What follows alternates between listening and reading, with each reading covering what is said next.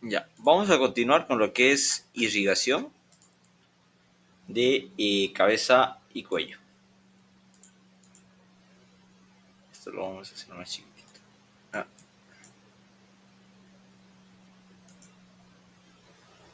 no hay para minimizarla directo acá. Ya. ¿Me escucha?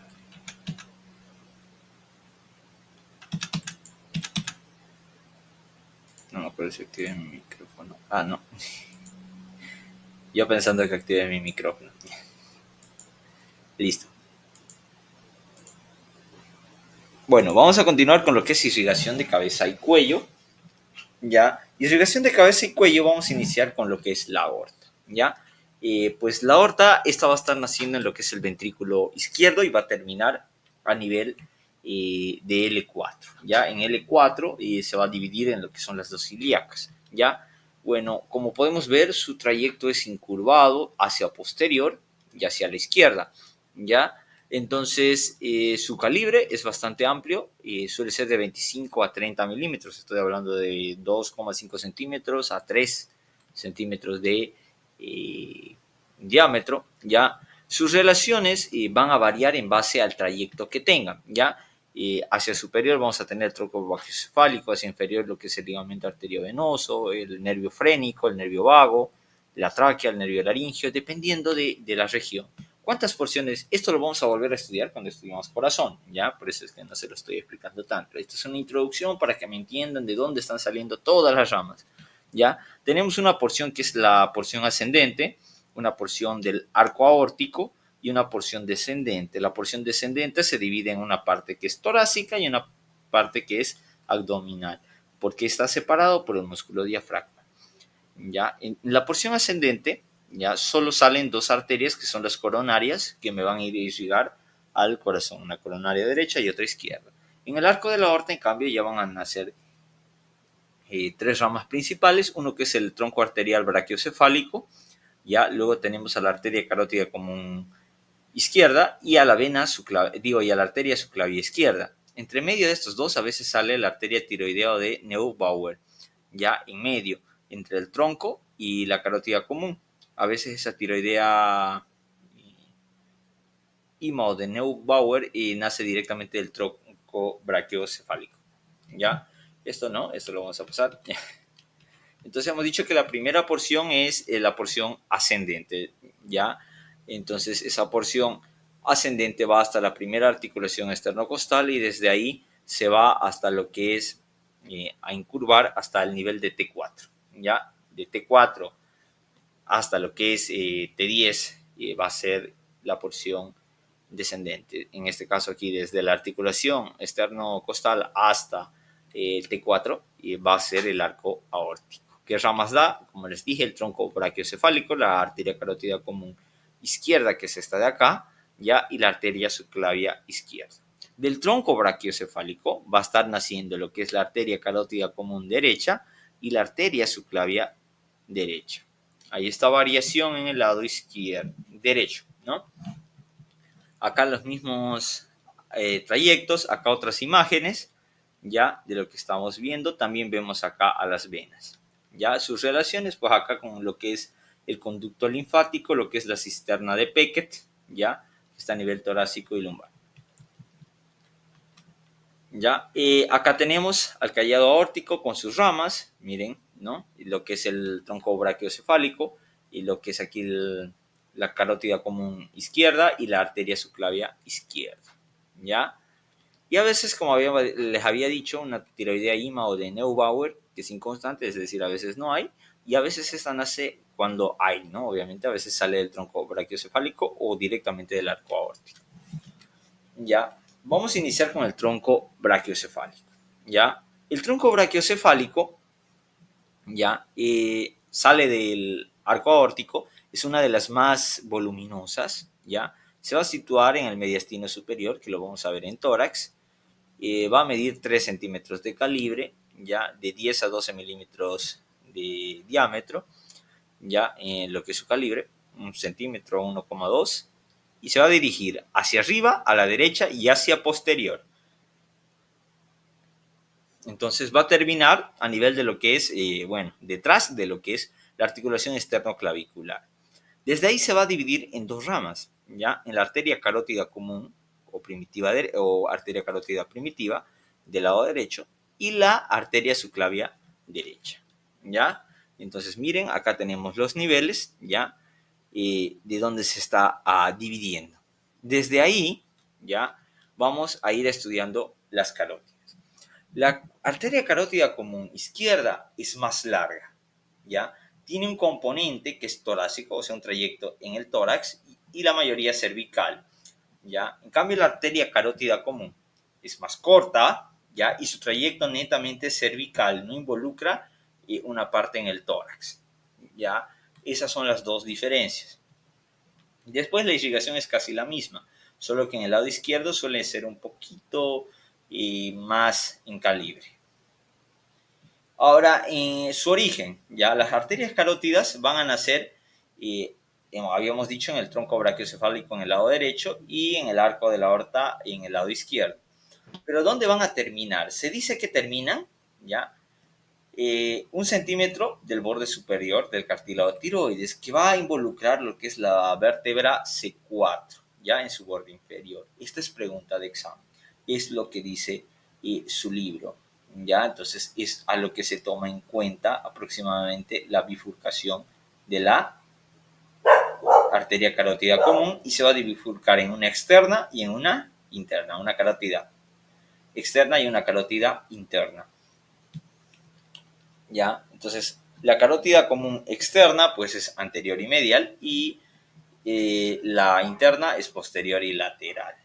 ¿Ya? Entonces, es muy fácil de reconocer, ¿ya? La carótida externa es medial y la carótida interna es lateral, es más posterior.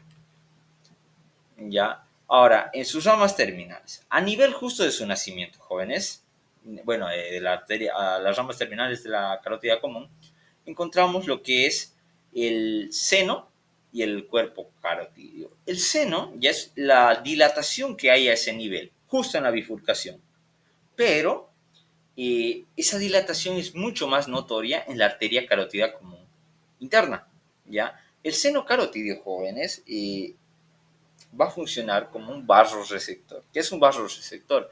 Ahí está un poco mal escrito, lo corrigen. Es aquel que permite o detecta las presiones a nivel de las paredes arteriales y le dice al sistema nervioso si la presión está elevada o está muy baja.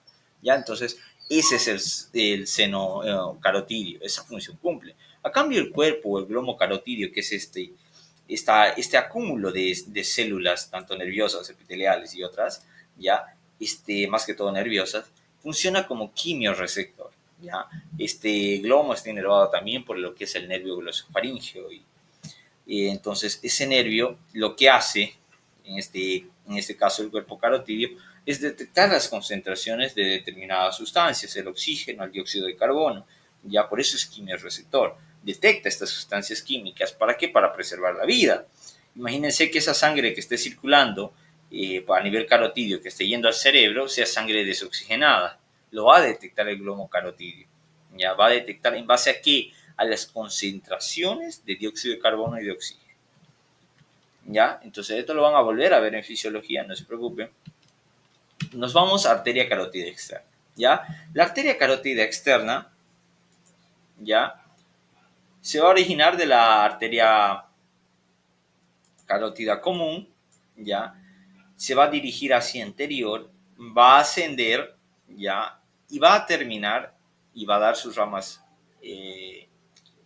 terminales a nivel, ya su libro lo dice, de 4 centímetros superior al ángulo de la mandíbula o el gonio, 4 centímetros hacia arriba, y tomamos en cuenta que se va a dividir en dos arterias, la arteria temporal superficial y la arteria maxilar, antiguamente llamada maxilar interna.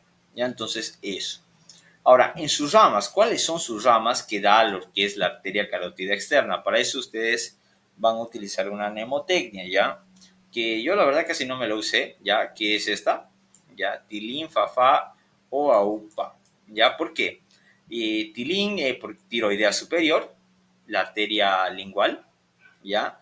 La arteria facial, ¿ya? ¿Qué más? La arteria faríngea ascendente, la arteria facial, la occipital y la auricular posterior. Ya acá tenemos la auricular posterior, tenemos la arteria occipital, tenemos aquí, miren, a la arteria faríngea ascendente, ya, que está aquí, justo posterior, no se suele ver muy bien, ya a ese nivel. Ahora vamos a ir viendo rama por rama. Ya, primero vamos a ver la arteria tiroidea superior. La arteria tiroidea superior va a nacer, es la primera arteria que nace y va a dar diversas ramas, ramas colaterales y ramas terminales. Las ramas terminales son tres, ya la anterior, la lateral y la superior, y la posterior, perdón. La anterior dice que tiene una característica muy importante, que es anastomosa con la contralateral, es decir, contra la de su lado opuesto, ya sea anastomosa. ¿Qué es una anastomosis? Es la unión de dos arterias o dos venas, ¿ya? Ahora, ¿qué más ramas tenemos? Colaterales, esas las que he descrito son las terminales. En las colaterales primero tenemos lo que es la arteria infrayoidea o subyoidea, ¿ya? Tenemos lo que es un ramo para el músculo esternocleidomastoideo, que está justo acá, ya, una rama esternocleidomastoidea. Luego tenemos lo que es la arteria laringea superior, que está perforando esto de acá, que es la membrana cricotiroidea, ya. Y también tenemos lo que es la arteria cricotiroidea o laringea media, que se encuentra justo por acá. Miren, esta de acá, la cricotiroidea. Y acá la tenemos, miren, nuevamente todo lo que son sus ramas, la laringe superior, aquí al nervio laringeo superior, la membrana, aquí en este caso el hueso ioides, el cartílago tiroides, la membrana cricotiroidea, y encontramos aquí las ramas anteriores o ganglionares de la arteria tiroidea superior, que miren aquí los ramos anteriores se están anastomosando entre sí, y también se anastomosan con los mismos ramos va a tener la arteria tiroidea inferior, ¿ya? Eso con lo que es la arteria tiroidea superior. Nos vamos a la arteria lingual. La arteria lingual nace en la carótida externa, sigue un trayecto, pasa por el triángulo de Pirogov, ¿ya? O el triángulo lingual, entre el músculo que habíamos dicho, el iogloso y el miloioideo. El iogloso, el miloioideo, penetra y va a dar ramas colaterales y ramas terminales. Sus ramas terminales son dos, la arteria profunda de la lengua, ¿ya? Y la arteria sublingual, ¿ya? Entonces, sus colaterales suele ser una rama suprayoidea y la arteria dorsal de la lengua, ¿ya? Porque me está irrigando la cara inferior de la lengua. Son estas dos de acá, ¿ya? Y luego tenemos lo que es la arteria sublingual, ¿ya? Que esta me da lo que es la irrigación al frenillo de la lengua y me va a dar una rama específicamente para eso, la arteria mentoniana y la arteria mandibular, que me va a estar irrigando a la mandíbula. ¿Cuál es la importancia de saber la arteria del frenillo? ¿Ustedes han escuchado de esto? ¿Ya? Cuando el frenillo es muy corto, ¿ya? Y es decir, llega a hacer que la lengua no pueda levantarse. Está muy unida a la cavidad bucal. Entonces, eso lo que genera es el yeísmo, es decir, que la persona no pueda pronunciar la palabra ella. ¿Por qué? Porque la lengua no puede subir hasta arriba, ¿ya? Entonces, en estos niños se le procede a cortar el frenillo lingual inferior, ¿ya? Y para eso hay que tener en cuenta la arteria ¿de quién? Del frenillo, que no esté en el medio. A veces esta se puede prolongar hasta muy adentro, ya que el frenillo se desarrolló. Ya imagínense que al cortar, pues lo tenemos que hacer obviamente con lo que ustedes han visto, ya, que es la sonda canalada, y esa sonda canalada lo que permite es aislar a los otros tejidos y poder cortar con el electrobisturí de manera muy fácil. Si le damos a la arteria, pues como es un electrobisturí, esto quema, prácticamente corta con la electricidad, hace que se proceda a quemar, que se caliente el fierro, y lo que hace es que si llega una arteria evita la hemorragia, ¿no? La arteria del frenillo. Para eso es importante la arteria lingual y sus ramas, ¿ya? Nos vamos a la arteria que está acá, que es la arteria faríngea ascendente, ¿ya? Hay que tener muy en cuenta, su trayecto es ascendente y posterior, ya pasa posterior al músculo estiloideo, perdón, y esta asciende, ¿ya? Asciende y miren, pasa superior al músculo constrictor de la faringe, ya, y va a dar todos sus ramos colaterales, ramos faringeos, postvertebrales y el más importante, que es su arteria terminal, la arteria meningia posterior, que esta va a entrar ya sea por el agujero rajado posterior o por el condilio, por uno de los dos llega a ascender. El más frecuente, el rasgado posterior. Ya, ahora tenemos lo que es la arteria facial. Esta arteria facial presenta, jóvenes, en su trayecto tres curvaturas, ya, una curvatura faríngea o supraglandular, una submandibular y una curvatura facial. Entonces tenemos tres curvaturas: faríngea o supraglandular, submandibular, ya, y una curvatura facial. Ya serían tres, ya. Ahora, ¿qué les dije que teníamos que tomar en cuenta cuando vimos osteología? Que en el borde inferior de la mandíbula ya encontrábamos un surco, ¿se acuerdan? ¿El surco de quién? De la arteria facial. Miren, no es por nada, la arteria facial viene y hace este trayecto, ¿ya? ¿Cuáles son sus ramas? Ya acá lo vamos a ir viendo. Primero tenemos la arteria palatina ascendente. Miren, ramo de la arteria facial, el primero. Ahora, esta palatina ascendente se le llama palatina inferior, ¿ya? Arteria palatina inferior. Ya tenemos que tomar muy en cuenta esto, porque la palatina descendente ya va a ser la superior. Después, ¿qué más vamos a tener? Los ramos submandibulares, ¿ya? Tenemos los submentonianos, que estamos acá, miren, los ramos submentonianos, submandibulares estarían por acá, ya, los submentonianos. Tenemos ramos pterigoideos, no sé si estén en la imagen, vamos a buscar, miren, aquí hay ramos mentonianos, pero estos son más que todo del alveolar. ¿Dónde están? No, no hay, ¿no? Y los ramos pterigoideos, que van a irrigar a los músculos pterigoideos. Y ya luego tenemos los ramos que se dan a nivel facial, que la más importante es la masseterina. Ya hay una arteria, si no está acá, ya estará en el otro. Acá, ya en la otra imagen, que es lo que cuesta encontrar. Miren, acá están las submentonianas, arterias submentonianas, ramas de la facial. Esta es una facial, ya. Y aquí encontramos a la palatina ascendente, miren, la palatina ascendente. ¿Qué más tendríamos que encontrar? A la arteria masseterina. Por acá tiene que estar la masseterina, porque tiene que llegar a este lado. De algún lado yo lo saqué. Había una imagen que busqué, que es la que me costó encontrar, de la facial. Acá está. Esta es. Esta es la imagen. Miren, esta de acá. Esa chiquitísima, ya se ve en el cadáver de este año. Ya, de la arteria facial. Miren, acá están las mandibulares. Ya. Y acá están lo que es la arteria facial, que da un ramo masseterino y va a irrigar al músculo massetero. Ya, la arteria massetérica inferior también se llama. Luego tenemos a la arteria labial superior y la labial inferior. La labial superior se dice que se anastomosa con la otra, con la del lado contrario, no sé si tenga la imagen, ya, y me da la arteria, ya, del tabique nasal o del subtabique. Creo que no la tengo la imagen, o hay uno más adelante, ya. Acá tendría que estar una labial superior con la otra del lado facial, ascienden y forman una, que es la arteria del tabique nasal o del subtabique. Luego tenemos la arteria labial inferior, ya que está a este nivel, la labial inferior, que va a llegar a esa región. Y después también tenemos la arteria nasal lateral o del ala de la nariz, ¿ya? Esos son los ramos de la arteria facial, colaterales.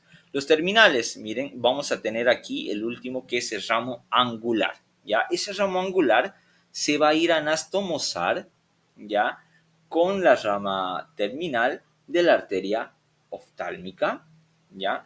Y va a formar una anastomosis entre el sistema carotidio, ¿ya?, entre la facial y la arteria carótida interna, porque la carótida interna, sus ramas son de la arteria oftálmica, ¿ya?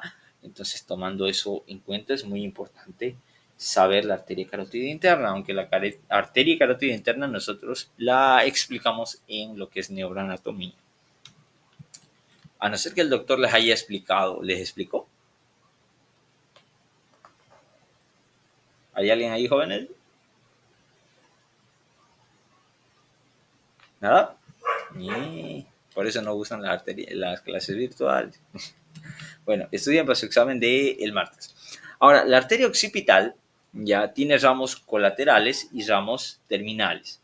Los ramos colaterales son ramos musculares que me van a ir a los músculos de esa región. Y mira, aquí tenemos ramos esternocleidomastoideos incluso. Tenemos también a la arteria estilomastoidea, que es variable porque también puede nacer del auricular posterior, que es lo más frecuente, ¿ya? Vamos a tener ramos meningios, ¿ya? Y los más importantes son los terminales, que son un ramo lateral y un ramo medial. Del ramo medial va a estar saliendo un ramo meningio parietal, que es donde va a penetrar las arterias por el agujero parietal, ¿ya? También tenemos la auricular posterior, que es la que va a estar irrigando la mayor parte del pabellón auricular. Tenemos ramos que va a dar para la parótida, ramos musculares, y la más importante, la arteria estilomastoidea, que sale en mayor proporción de la auricular posterior. ¿Ya? Esa es una de las ramas más frecuentes, que es esta. Miren, la arteria estilomastoidea. Luego va a dar, en este caso, ya dos ramos terminales, un ramo anterior o auricular y un ramo posterior o mastoideo, que están acá, ¿no? Auricular posterior, su ramo posterior y su ramo anterior. Ya, eso es con lo que es los ramos de, bueno, ¿cuál es el último ramo de la arteria facial? Son los ramos parotídeos. Pero estos ramos parotídeos pueden ser, como ya hemos visto, tanto del auricular posterior como de ¿quién? De la occipital.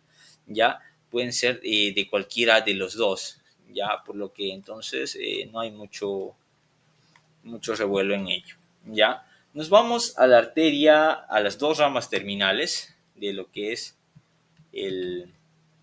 la arteria carótida externa, ¿ya?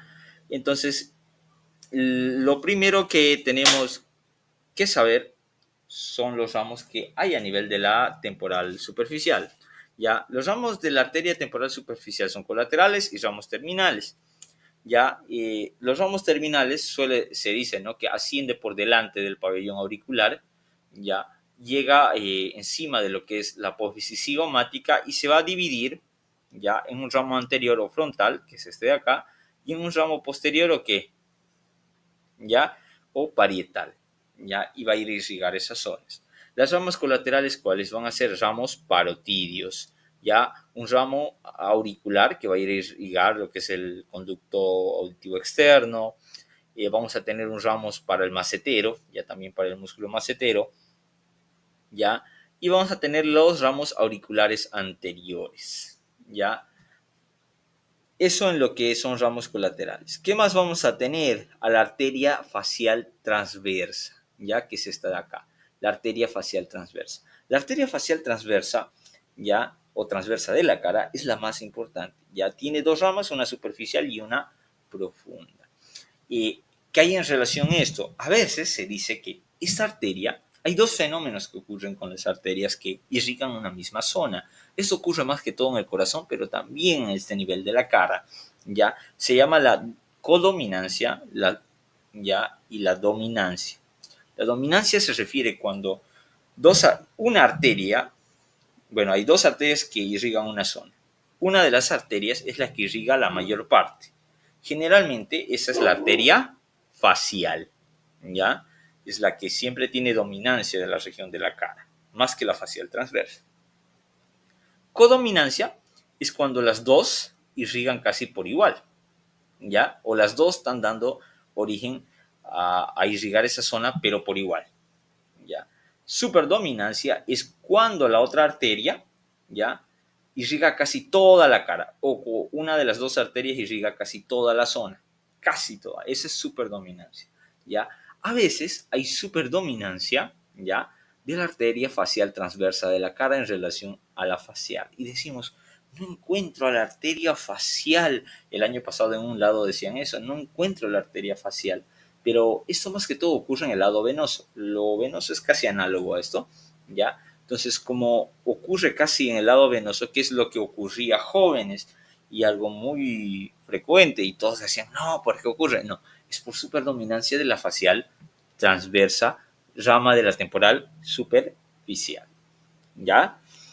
Luego también tenemos lo que es la arteria cigomático-orbitaria, ¿ya? Esta arteria cigomático-orbitaria, ¿ya?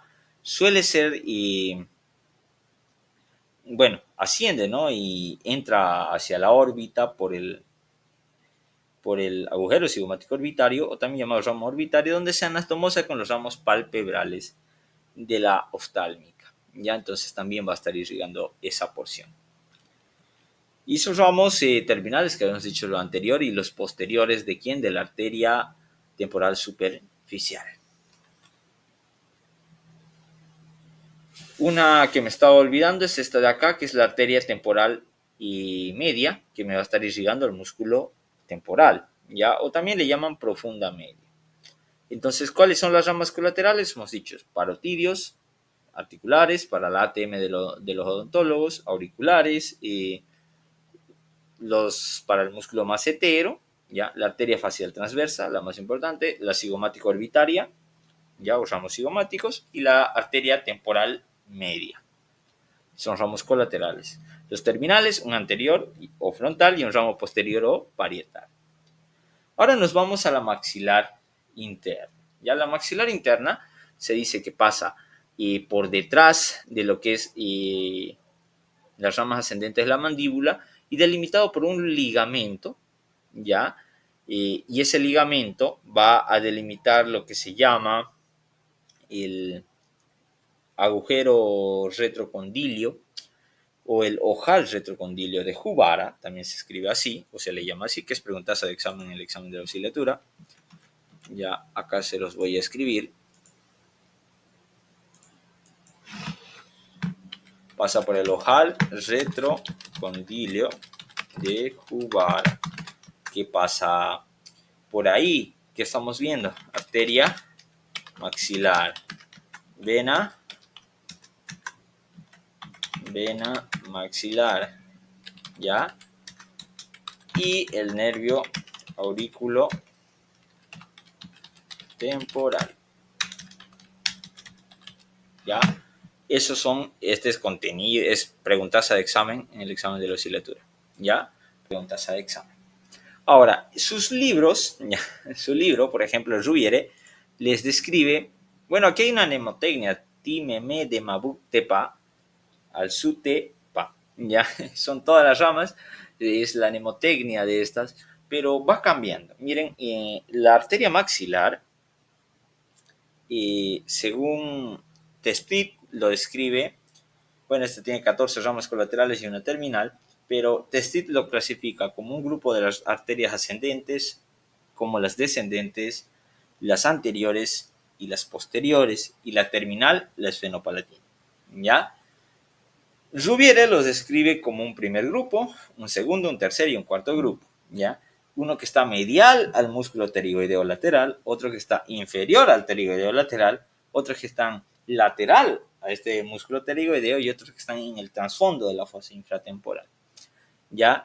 Entonces, esos lo dividen en tres grupos. Actualmente, los libros más actuales, como en este caso, ahí se me acaba de ir, el anatomía de Grey's para estudiantes, anatomía de pro, lo que he visto en el manual de Graham, ya en anatomía de Graham, que ahorita es del Walter Klugner, es decir, de los libros americanos, nos dividen a esta arteria en tres porciones. Una porción mandibular, ya una porción pterigoidea que está sobre el músculo pterigoideo, ya, y una porción pterigopalatina, porque está en el fondo de la fosa infratemporal, y en el fondo de la fosa infratemporal se refiere a la fosa pterigopalatina, ¿ya? Entonces, eso muy importante a tomar en cuenta en lo que es la arteria maxilar, ¿ya? ¿Cuáles son sus ramos. Ya, según su libro, normalmente, ya, y casi todos los ramos suelen ser el primer ramo, la arteria timpánica anterior, pero ya con el tiempo, ya los libros más actuales cambian.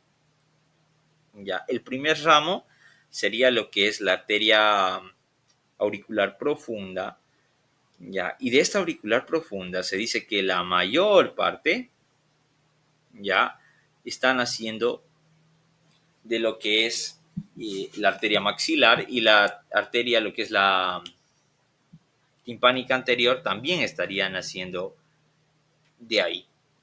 Ya, entonces es una discrepancia que hay entre autores, pero nosotros, bueno, la verdad, al que yo más me voy es a los libros actuales, porque son los que más razón he visto que tienen al momento de hacer la disección, ¿ya?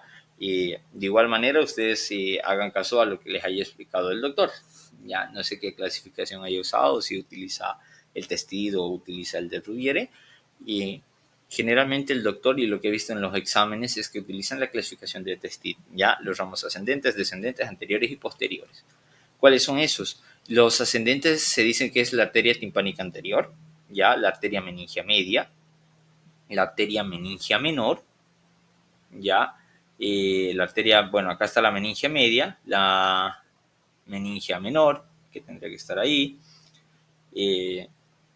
Tenemos la arteria temporal profunda, ya, tanto la profunda media y la posterior, ya que son las dos ramas a este nivel, y esas son las ramas ascendentes, ¿ya?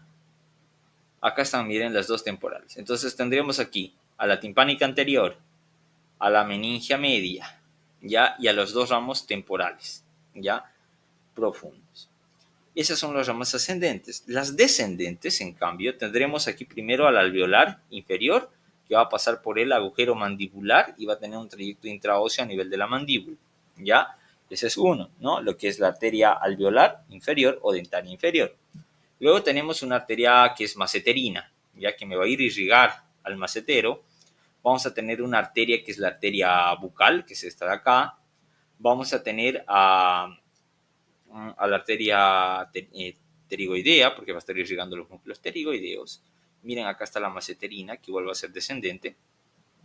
¿Ya?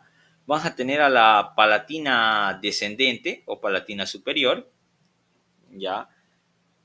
Vamos a tener a la alveolar superior y posterior, ¿no? A los alveolares superoposteriores, ¿ya? Superior y medio, ¿ya? Acá tenemos al superior y al medio también lo vamos a tener acá. Más que todo aquí al superior y posterior.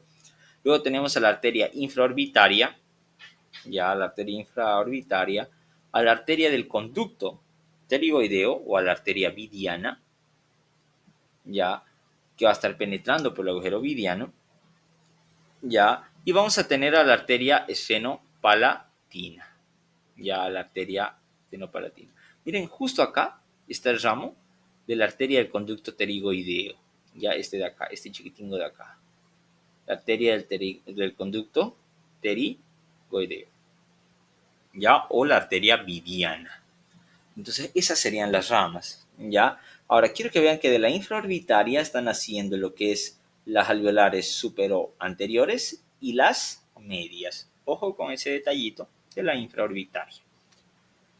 Ya, entonces con eso estaríamos completando lo que es la clasificación de lo que es el doctor en lo que es irrigación. Ya, entonces los ramos ascendentes, la mnemotecnia es ti, meme, tt. ¿Ya? ¿Cuál es la mnemotecnia? Ti, meme, tt. Lo voy a escribir acá para que ustedes lo vean. Ti, me, bueno, aquí. Ti, meme, tt. Ya, es la mnemotecnia para las ramas ascendentes. Lo voy a cambiar acá. Estas son para las ascendentes.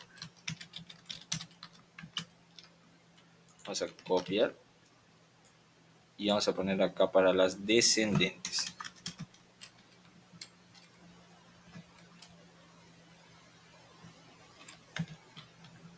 Ya para las descendentes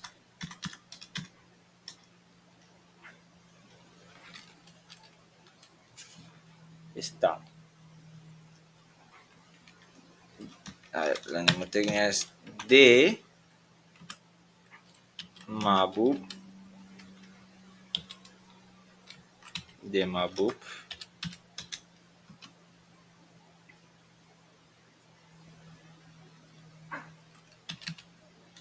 Tepa. De Mabub Tepa. Ya, esas serían hasta ahí lo que son las descendentes. Ahora nos vamos a las anteriores. A las anteriores, la mnemotecnia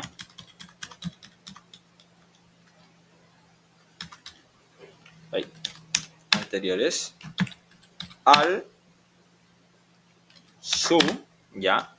Y vamos a ver por qué les dice al su. Es por los otros nombres de las arterias. Y las posteriores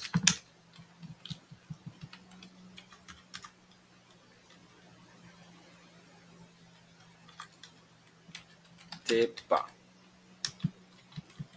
Ya. ¿Por qué se las describe así? Las ramas ascendentes sería la timpánica anterior, ya. Estaría ¿quién? La meningia media, ya. La meningia menor, ya. Estaría la temporal profunda posterior, la temporal profunda anterior. Recuerden que la media es temporal de la temporal superficial. Y entonces tenemos esas ramas.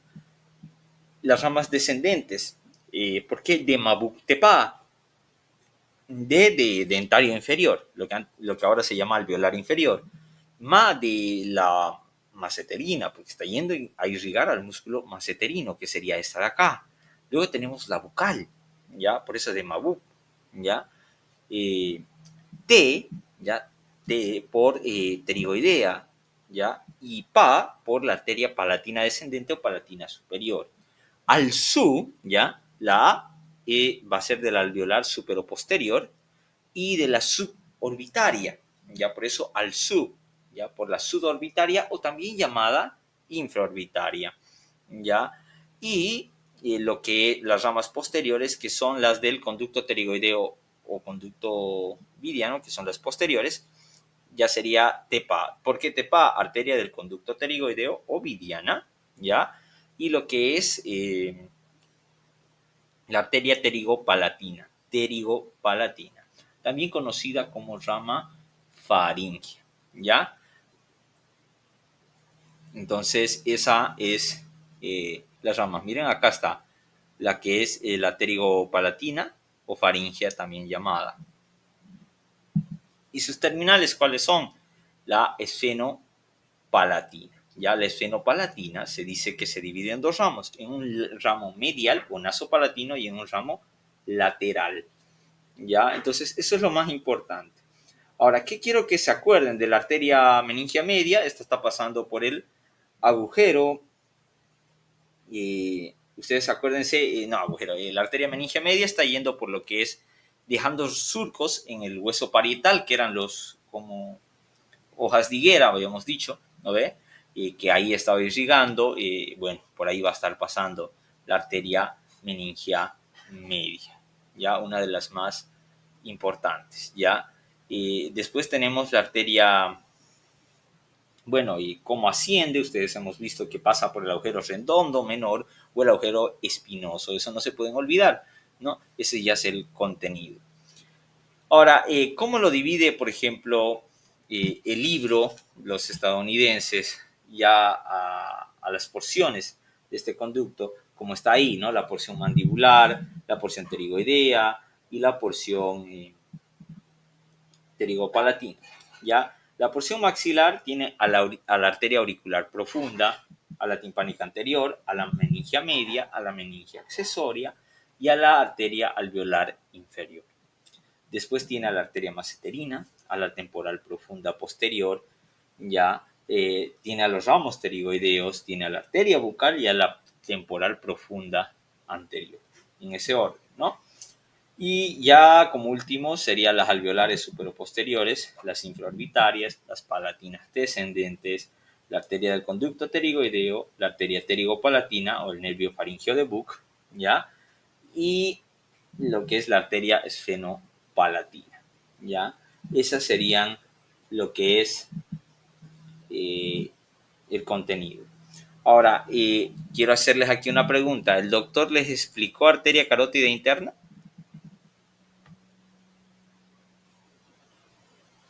Jóvenes, ¿el doctor Pedraza les explicó arteria carótida interna?